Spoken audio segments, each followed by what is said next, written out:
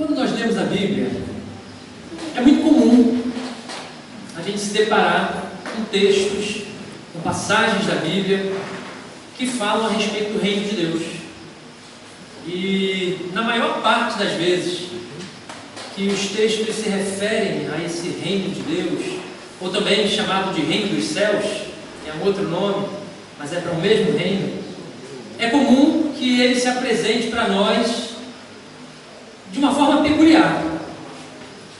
Em geral, o reino de Deus, através da palavra do Senhor, é um reino de contrastes. E eu explico por que contraste. Quando a gente fala de contraste, o que é contraste? Quando eu estou usando lá o meu computador, por exemplo, e eu quero botar mais contraste, o que eu faço? Eu ajeito um botão no monitor do meu computador e as cores mudam.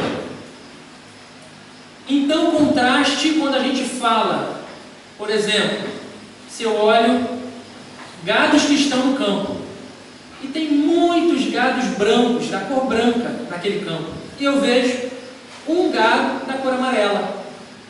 Aquele gado, ele contrasta com as demais cores. Então, contraste nada mais é do que a gente olhar para alguma coisa e comparar a outra, porém, uma delas destaca, tem uma cor diferente em relação às outras. E aí, quando a gente fala, que contrastes então a gente encontra na palavra de Deus, quando a gente se refere a reino de Deus, reino dos céus, que tipo de contrastes são esses, né?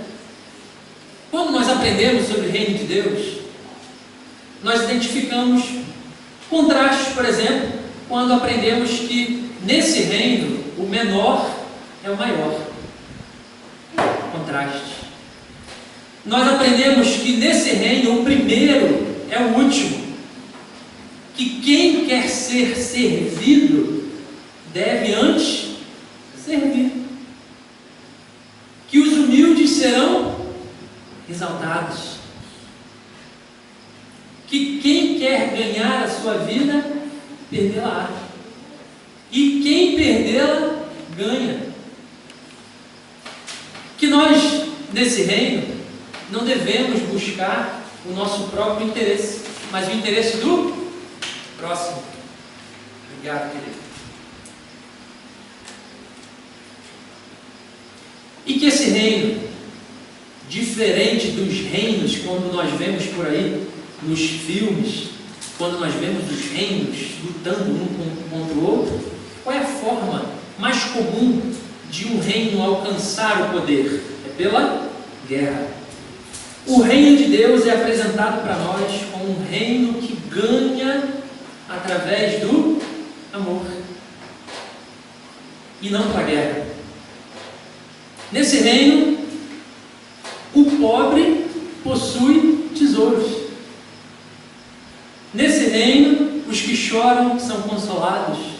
Nesse reino, os mansos herdam a terra. Nesse reino, os que têm fome e sede de justiça, eles são fartos. Olha aí quantos contrastes esse reino apresenta. E mais, quem busca misericórdia, alcança misericórdia. E a maior liberdade que esse reino nos proporciona é justamente quando nós entendemos que nós somos servos, totalmente entregues à vontade do rei desse reino. Então, por isso, quando a gente fala que o reino de Deus é um reino de contraste, sem dúvida alguma, a gente está falando contrastes em relação a quê? Contrastes em relação a algo que nós podemos comparar, ou seja, um outro reino, o reino do mundo, o reino das trevas. O reino de Deus se apresenta de forma completamente distinta do reino do mundo, do reino das trevas. E aí, justamente, considerando esses contrastes que a Bíblia nos apresenta, eu gostaria de, hoje com os irmãos, estudar sobre uma dessas formas, um desses contrastes que a Bíblia apresenta no reino de Deus. E o tema da mensagem de hoje, ele tem muito a ver com o que nós falamos até aqui, irmãos, através das orações de alguns irmãos.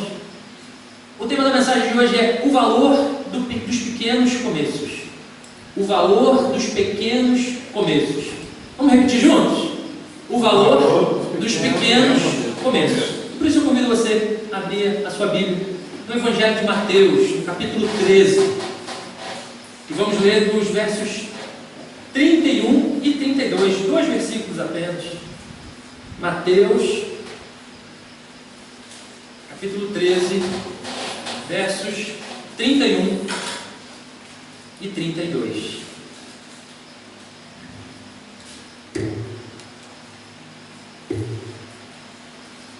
Diz assim a palavra do Senhor: outra parábola lhes propôs, dizendo, Jesus ensinando: o reino dos céus é semelhante a um grão de mostarda que um homem tomou e plantou no seu campo, o qual é, na verdade, a menor de todas as sementes, e crescida é maior do que as hortaliças, e se faz árvore, de modo que as aves do céu vêm aninhar-se nos seus ramos. Esse texto que nós acabamos de ler, riquíssimo em ensinamentos, apenas 2 versículos, é uma das parábolas que foi utilizada em um período especial da história do ministério de Cristo. Essa cena é bem tranquila para a gente imaginar, porque a gente está pertinho do mar, e ela aconteceu justamente perto do mar. Jesus estava à beira-mar, e uma multidão o seguia. E durante esse período, Jesus ensinava a multidão de que forma? Através das parábolas. Os adolescentes aí, quando a gente fala parábola, já pensa em matemática, né? Mas não é bem essa parábola que nós falamos. Parábolas são as histórias que têm algum fundo, que ensinam alguma coisa prática. São pequenas histórias fáceis, que naquela pequena história existe ali um valor, um ensinamento que é passado para aquele pessoal, para aquela multidão que o seguia, e para nós aqui hoje. Então Jesus, em uma dessas parábolas que ele contou, na verdade essa já era uma das que ele já tinha contado outras tantas, até ele chegar nessa que nós acabamos de ler. E se você começar em Mateus 13, lá no começo desse capítulo, e eu vou convidar para que você mantenha sua Bíblia aberta, que a gente vai voltar nesse texto aí algumas vezes, você vai reparar que ele começou ensinando uma parábola do semeador, que é bem conhecida também dos irmãos. Começa o capítulo lá. Depois ele vai para uma outra parábola, que é a parábola do joio, ou seja, a história do joio. E depois ele chega nessa parábola. A parábola do semeador, ele fala sobre uma colheita de muito sucesso. É isso que fala a parábola do semeador. Porém, essa colheita de muito sucesso é uma colheita que multiplica até 100 vezes o que foi plantado, né? Porém, antes dessa safra de sucesso, vamos dizer assim, algumas sementes foram plantadas em solos que não eram frutíferos, solos infrutíferos. Primeiro ele passa pela beira do caminho, não é isso? Das sementes que são lançadas, uma cai na beira do caminho e aí vem as aves e comem. Depois outra vai cair em um solo rochoso, e aí ela não consegue, as raízes não conseguem se desenvolver, porque ela encontrou ali um obstáculo e ela fica pelo caminho. Outra caiu pelos espinhos e foram sufocadas pelo contexto que ela estava vivendo. Mas o fundo que o ensinamento que essa parábola mostra para a gente é o seguinte: que boa parte daqueles que recebem a palavra com alegria, infelizmente não vão muito adiante, não frutificam. E aqueles a que recebem a palavra, que também recebem com alegria, e aquela semente que foi plantada frutifica a 100, e aí por isso o sucesso na safra. Na parábola do joio, ele também usa algo comum, que é a semente. Ele fala sobre um mal que convive no meio do bem. Se a gente lembrar, eles falam de uma boa semente que foi plantada, a semente lá do trigo. O dono chegou da lavoura e plantou a semente. E à noite veio quem queria mal aquele meio ali e sabotou a plantação, plantou a semente de joio, contaminou aquele meio. E aí vem as perguntas. Os funcionários do bom patrão, aquele que plantou a lavoura, perguntou: mas senhor, o senhor não quer que a gente extirpe aí esse joio, a gente arranque logo? E aí qual foi a resposta? Não, deixa que eles cresçam juntos, deixa que eles cresçam. No momento da colheita, eles serão separados e o joio será lançado aonde? No fogo. O trigo será usado normalmente, será moído, e o trigo era, sim, utilizado bem mais do que hoje, no dia a dia do povo, né? Deixe com que eles cresçam juntos até a colheita. E aí, em seguida, nós chegamos nessa parábola. Ele fala sobre um grão minúsculo, que quando lançado na terra, ele cresce e se torna uma grande árvore. Ou seja, quando nós chegamos nessa parábola, nós encontramos algumas características desse reino de contrastes, e por isso eu gostaria de, junto com os irmãos, avaliar esse texto e ver que lições que nós podemos extrair a partir dali. O valor dos pequenos começos. O valor dos pequenos começos. É fato que Jesus, ao contar essa parábola, ele não estava dizendo que o reino dos céus era a igreja. Ele estava falando do reino que ele mesmo viria plantar aqui, o reino na sua totalidade, o reino dos céus, com poder e glória. Mas através dessa parábola nós somos capazes de extrair lições valiosas para a nossa igreja, para a nossa caminhada cristã. E eu quero desafiar você a, durante essa mensagem, nos momentos que nós estivermos fazendo aqui algumas ponderações, que você não pensasse no seu cunhado chato, no seu amigo que precisava ouvir essa palavra. Não. Nos momentos que nós estivermos extraindo as lições aqui, eu convido você a pensar no seu coração, na sua postura diante de Deus, na forma como você tem caminhado com Deus na sua vida cristã. E o primeiro ponto que eu gostaria de destacar é no primeiro versículo que nós lemos, no versículo 31. E o reino dos céus é semelhante a um grão de mostarda. Eu não sei se você conhece o grão de mostarda, mas ele é bem pequenininho. Então você imagina um pequeno grão, é cerca de 1 milímetro, irmãos. 1 milímetro é o tamanho mais médio de um grão de mostarda. Imagine esse pequeno grão. Se você coloca um punhado desse grão nas suas mãos, você vai ter dificuldade de contar. E se por acaso você sair andando pela rua com esse punhado, e por acaso algum grão desse cair, você dificilmente vai parar, se abaixar para pegar. Ou seja, de forma isolada, quando a gente olha grãos na sua mão, ele por si só é algo de pouco valor. E por isso ele é considerado algo insignificante. Certamente a maioria de nós, alguma vez na vida, nos sentimos mais ou menos assim, insuficientes, minúsculos, uma sementinha de mostarda na terra. Nessas horas, é comum que quando a gente se avalie, a gente olha e fala assim: nossa, eu sou pequeno mesmo, né? É comum que a gente encare a nossa insignificância. É comum que a gente encare, quando nós nos vemos tão pequenos, as nossas limitações, a nossa fraqueza. Que nós não somos isso tudo que a gente um dia já pensou. Porém, o ensinamento de Jesus estava voltado a nós entendermos a importância dos pequenos começos. Queridos, hoje faz cerca de um mês que a gente está aqui. Eu, o reverendo Elson, a minha esposa, Esther. E logo que a gente chegou aqui, eu gosto disso, eu gosto dos irmãos não reparar que sempre eu eu acabo entrando por esse caminho que eu gosto de ouvir as histórias. E não é só das igrejas, né? Eu gosto de ouvir as histórias das famílias, eu gosto de ouvir as histórias dos locais por onde eu passo. É bom a gente conhecer isso, né?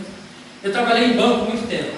Eu era gerente de empresas, né? Então, a coisa mais legal é quando você chega para alguém que tem uma empresa, o proprietário da empresa, e você pergunta: "Você aqui, conta para mim a história da sua empresa." Ele conta com orgulho, na maioria das vezes. Porque aquilo começou pequenininho, na maioria das vezes, e foi crescendo. E aquilo é motivo de alegria, quando é um empresário de sucesso, óbvio. É motivo de alegria ele dizer: "Ó, eu passei por isso, mas a gente conseguiu."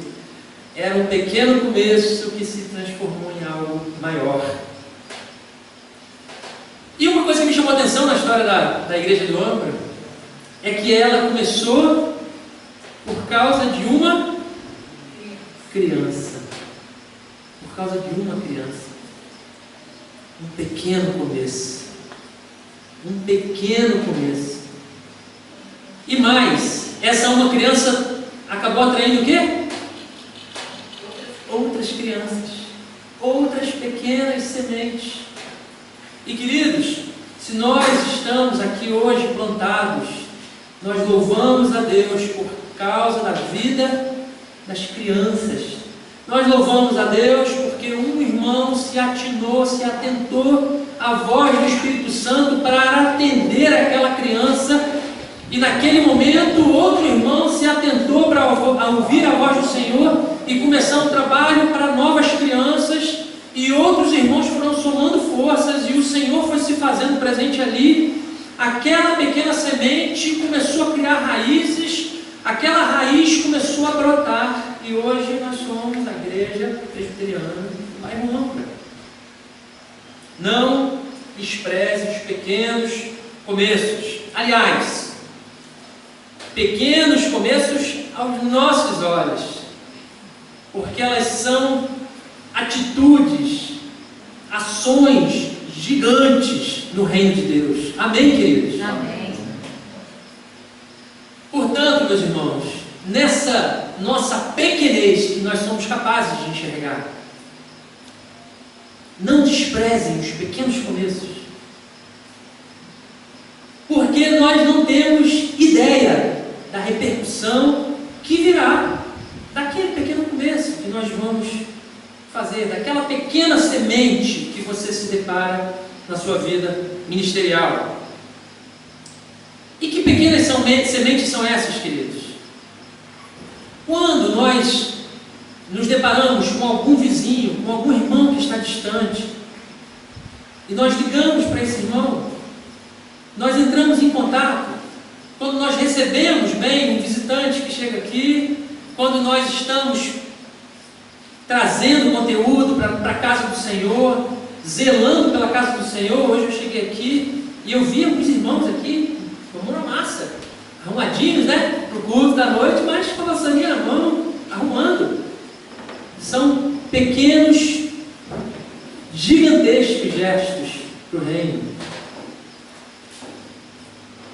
Os cultos em família, as devocionais na sua casa, o seu joelho dobrado no dia a dia com o Senhor, a sua busca constante de criar intimidade com Deus, as lições para os seus filhos antes de dormir, pequenos começos, as histórias que nós compartilhamos, as músicas que você ouve no carro, o conteúdo que você absorve quando você liga o computador ou a TV. Pequenos começos, são sementes. Continuamos no versículo 31. É semelhante a um grão de mostarda que um homem tomou e plantou no seu campo. Reparem que aqui nós temos alguns verbos. Que verbos são esses? Tomou e plantou. Esses verbos, eles expressam ação. Então, quando nós olhamos para esse texto, nós pensamos em quê? Em ação, em lançar o grão, em praticar a semeadura, em pensar no futuro. Por quê? Porque, em sã consciência, eu não pego uma semente e lanço o grão proposital naquele local. que eu preparei a terra, que eu cultivei a terra e lanço o grão para nada. Quando eu lanço o grão, eu penso que ali pode haver um futuro. E sabe, meus irmãos, a impressão que eu tenho quando eu converso com os irmãos, e ainda na história da igreja, é que quando eu começo a ouvir as histórias, a impressão que eu tenho, e é o Gleidson que está falando, é que vários irmãos pensam em recomeçar muita coisa aqui nesse lugar. A impressão que eu tenho quando eu converso com os irmãos é que assim, muita coisa aconteceu, Deus agiu de forma milagrosa aqui. Algumas coisas ficaram pelo caminho, algumas coisas nós precisamos recomeçar. Algumas coisas foram abandonadas nesse meio do caminho. Queridos, eu ouvi uma história que eu achei tremenda. Eu ouvi, olha como é que eu estou sabendo as coisas, né? Sobre um campeonato de ping-pong organizado pelo presbítero Josias. Eu não conheço pessoalmente o presbítero Josias, irmãos, até hoje. Não conheço ele pessoalmente. E já o admiro. Eu admiro ele pelas histórias que ele já deixou nesse lugar. Eu admiro o irmão Josias porque ele já plantou muita semente aqui. Eu ouvi as histórias dele quando ele recebia o pessoal ali embaixo, que ninguém passava, subia a escada sem receber um abraço. Pequenas sementes, gestos gigantescos para o reino. Sementes que um homem tomou e plantou no seu campo. E queridos, independente de qual seja o seu cenário, independente de qual seja o seu contexto, e pela graça de Deus nós vivemos contextos muito diferentes de vida. Eu moro em Macaé, Beraldo mora por aqui, Beraldo? Aqui próximo. Alguns irmãos trabalham com coisas completamente distintas um do outro. Somos e vivemos, somos de temperamentos diferentes um do outro. Somos de humor diferentes um do outro. E louvado seja Deus por isso. Porque cada um de nós, Deus chama à ação. Queridos, uma coisa ficou clara logo no começo do ano aqui, na primeira reunião do conselho que eu participei, que foi a segunda, na verdade, do ano, né? Quando nós, juntos, ouvimos a palavra do reverendo Elcio falando que todos nós somos missionários. Todos nós somos missionários, nós somos chamados pelo Senhor a plantarmos a boa semente, nós somos chamados pelo Senhor à ação, independente do nosso contexto, independente das lutas que nós enfrentamos dia a dia, somos chamados à ação, independente das nossas características pessoais, somos chamados a plantar as sementes. A plantar a semente da nossa devocional, a plantar a semente com o nosso irmão, a plantar a semente na casa do Senhor, a plantar a semente onde quer que os nossos pés pisem. Somos chamados à ação. A palavra de Deus é a semente do reino. E a palavra de Deus, essa é a semente. Interessante que é importante nós vermos que se nós esperamos ver fruto daquilo que pregamos, nós temos que ter em mente que jamais teremos a oportunidade de vê-los se hoje nós não estivermos plantando sementes. Então, queridos, é muito comum a gente ver na nossa caminhada que a gente sonha coisas grandes. Nós sonhamos grandes realizações, nós sonhamos com um tempo aqui na frente e que esse prédio aqui seja apenas um prédio de educação, que ele tenha outros andares, que a nossa igreja seja bem vista pela sociedade, que nós não tenhamos outro lugar aqui, nós comecemos a plantar outras igrejas, porque na vizinhança precisa de mais locais para servir o reino de Deus. No entanto, Deus nos convida, se você sonha com isso, Deus nos convida a plantarmos semente quando? Hoje, agora. Plante a palavra, confie no Senhor. Muito em breve no tempo dele os frutos virão. Amém.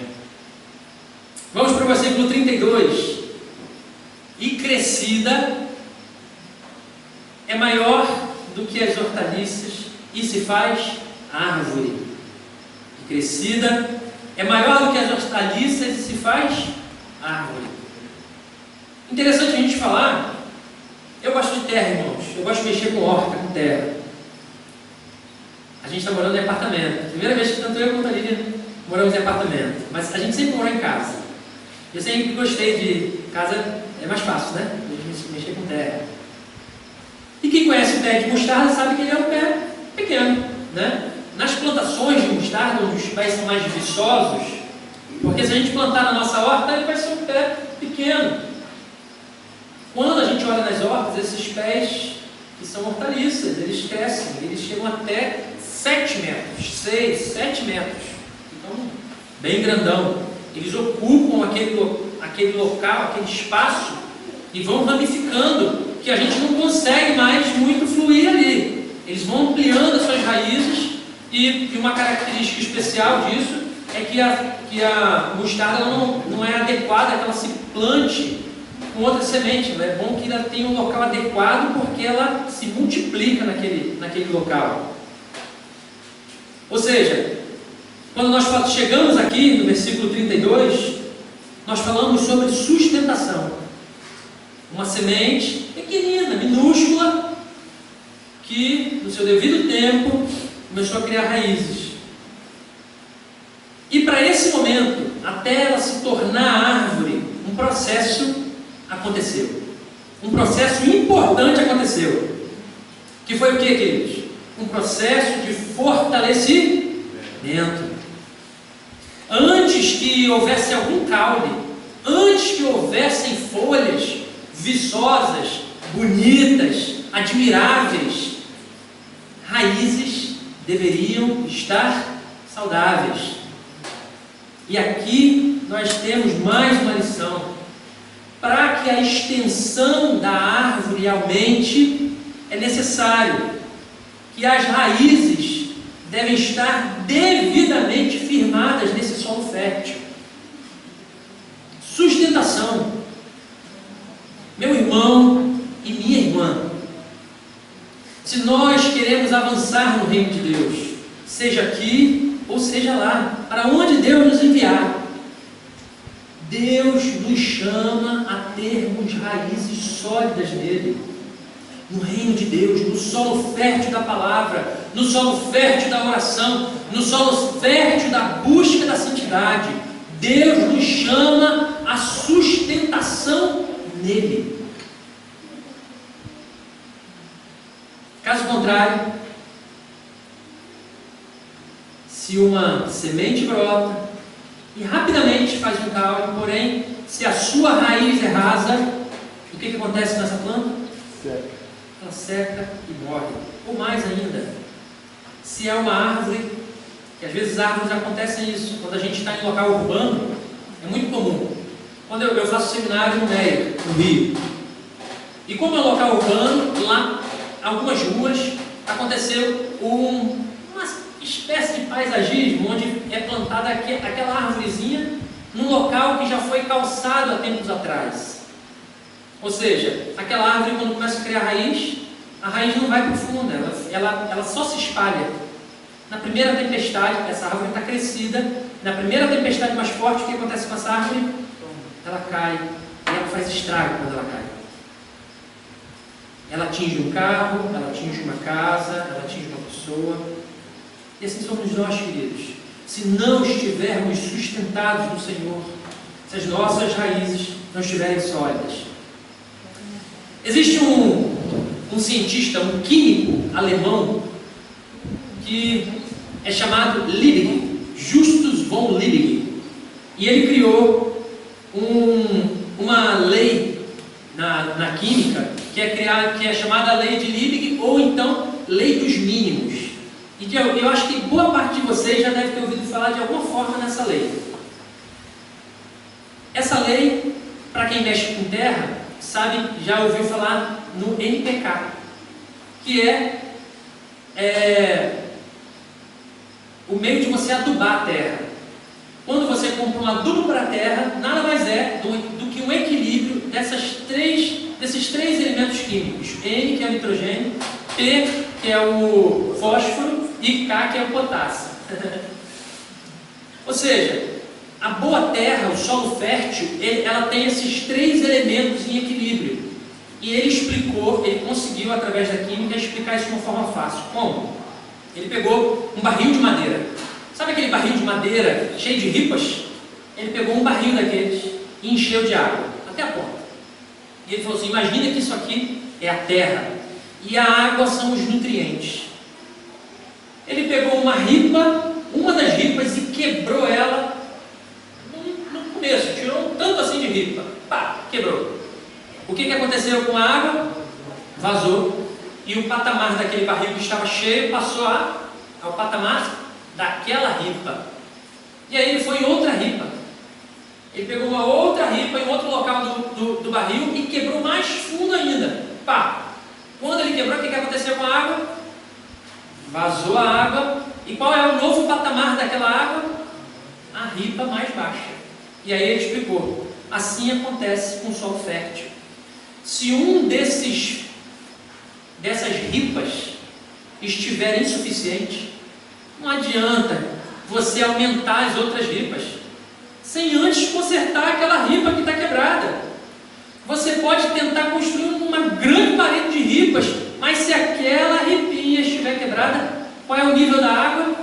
É daquela ripa. Sustentação, queridos, é o que Deus nos chama. E veja bem, a sustentação do barril só acontece quando ela cresce em conjunto, quando ela cresce em união.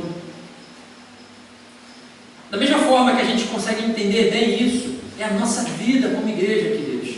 Se juntos estamos de mãos dadas, se juntos estamos sustentados no Senhor, se juntos caminhamos em devoção, em santidade, em união, a igreja cresce. A obra cresce, a planta se desenvolve, os caules aparecem, as folhas nascem.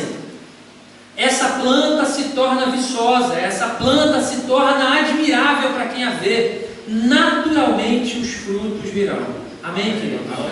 Naturalmente os frutos virão. Continuamos no versículo 32. De modo que as aves do céu vem aninhar-se nos seus ramos. E aqui nós falamos exatamente sobre isso. Sobre frutos, sobre refúgio, sobre alimento. Nesse ponto nós falamos sobre um evangelho contagiante. Embora a aparência inicial desse reino seja insignificante, relevante, minúscula, uma sementinha que é plantada, ela cresce, ela floresce, ela amadurece. O mesmo Evangelho de Mateus, no capítulo 17, no versículo 20, ele diz: pois em verdade vos digo que, se tiverdes uma fé como um grão de mostarda, direis a este monte: passa daqui para colar, e ele passará, nada vos será impossível. Uma pequena semente, quando ela passa pelo processo de amadurecimento e cresce saudável, ela se torna naturalmente fonte de alimento. Ela se torna naturalmente sombra. Ela se torna naturalmente um local de descanso para aquele que está à sua volta. Cristão saudável exala o bom perfume de Cristo. Ovelha saudável conhece bem a voz do seu pastor. Amém. Igreja saudável é vista de longe, irmãos. Amém. Igreja saudável tem tronco forte, folhas viçosas e raízes firmes, saudáveis em um solo fértil. Amém, queridos? Amém. E por fim, eu gostaria de considerar um ponto que é importante para nós falarmos aqui. Eu convido você a abrir sua Bíblia no livro de 1 Coríntios, a carta de Paulo aos Coríntios, a sua primeira carta, no capítulo 15. E vamos ler os versos 36 a 38.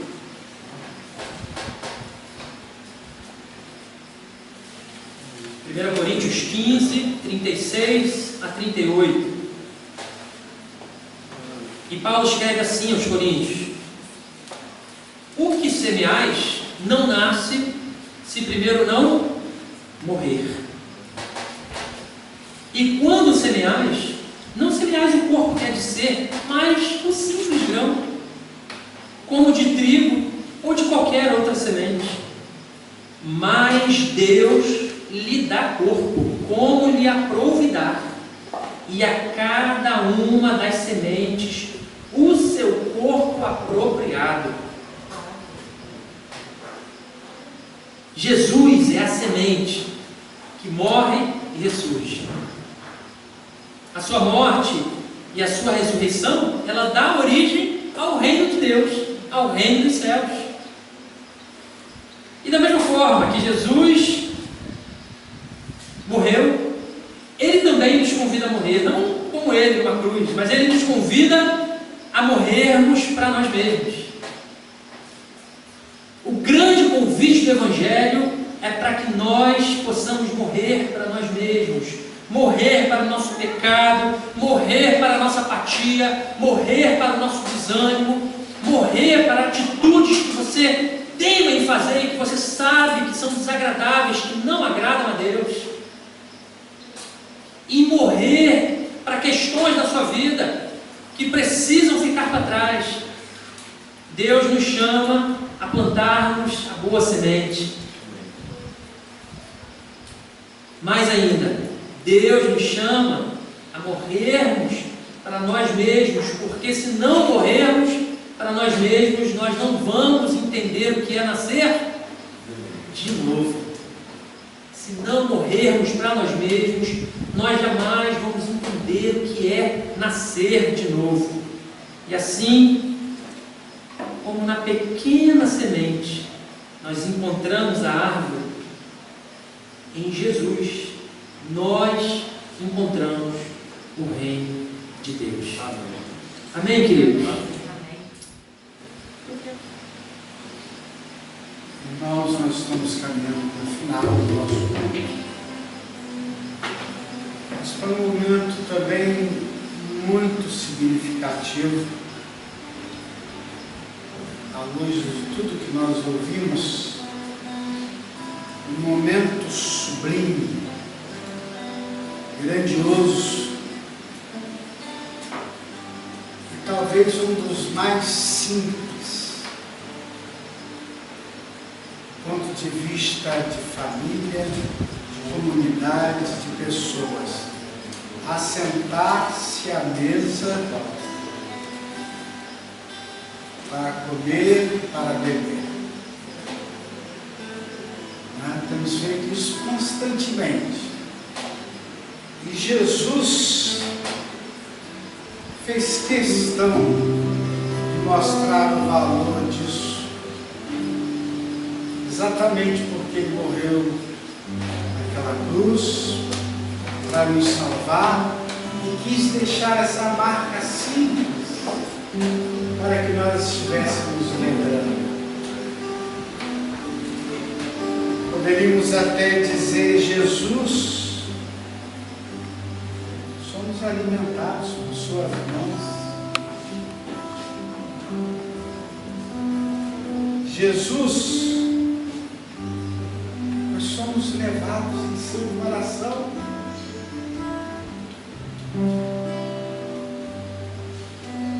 Somos carregados em seus braços. Em momentos como este, né, carregados em seus braços, ao triunfo e à vitória, guiados por seus passos,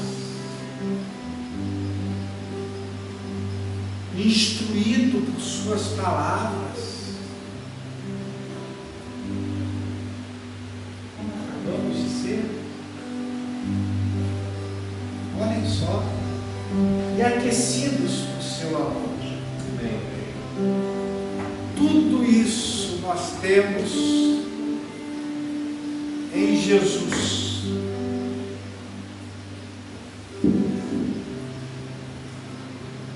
Em Jesus. E principalmente num momento especial como esse. Eu fico pensando, se fosse como antigamente, nós teríamos alguns problemas. Tá? E a mesa tinha mais ou menos essa altura aqui. Nós, em vez de sentarmos em bancos, sentaríamos no chão.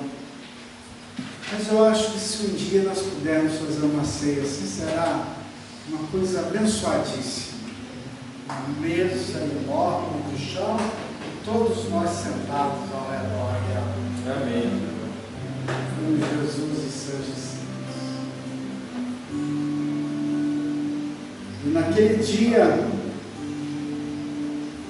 já se aproximando do final da sua missão aqui, em que ele deixaria este mundo e voltaria ao trono, ele reuniu a todos para essa despedida. Foi uma pena, por exemplo, fico pensando em Judas, estar sentado naquela mesa e depois ter feito o que fez.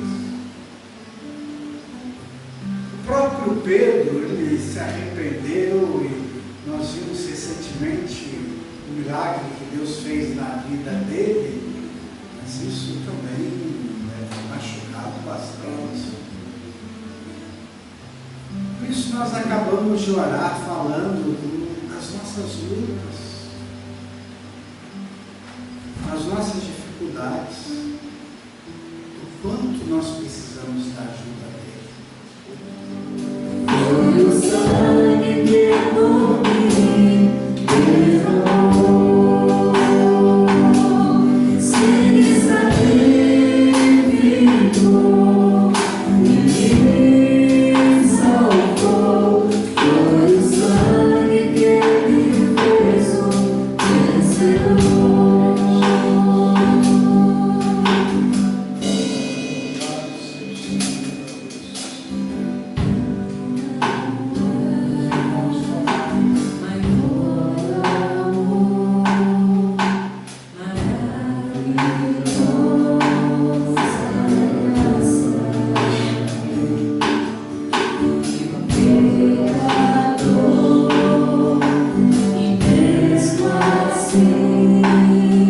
Derramou seu sangue por mim.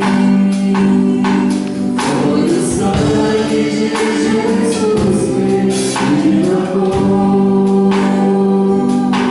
Foi o sangue que por mim derramou. Se sacrificou.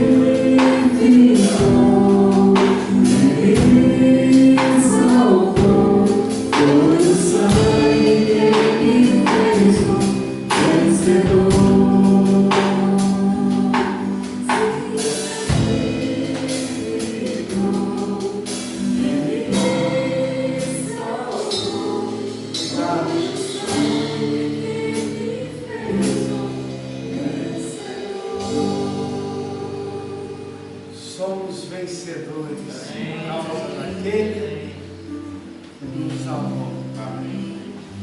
Portanto, é nesse espírito, vamos comer juntos, com gratidão no coração, deste pão que representa o seu corpo, e deste cálice que representa esse sangue, e que fala da sua maravilhosa graça. Amém.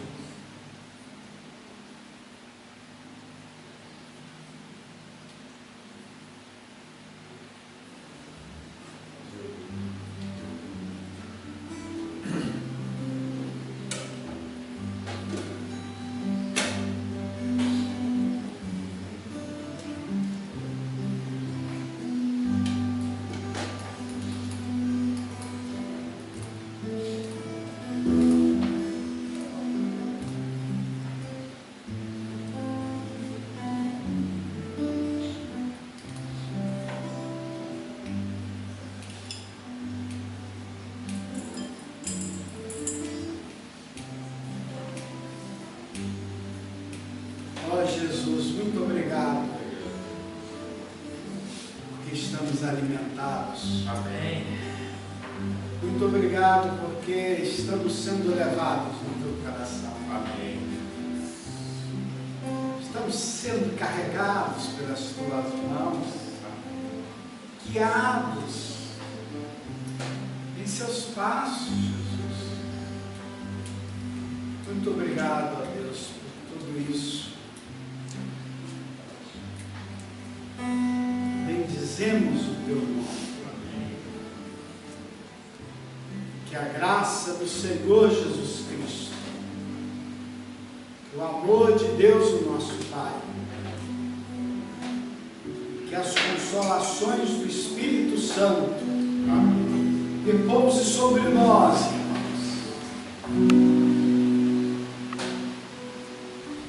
nesta caminhada aconchegante, amorosa e vitoriosa. Amém. Amém.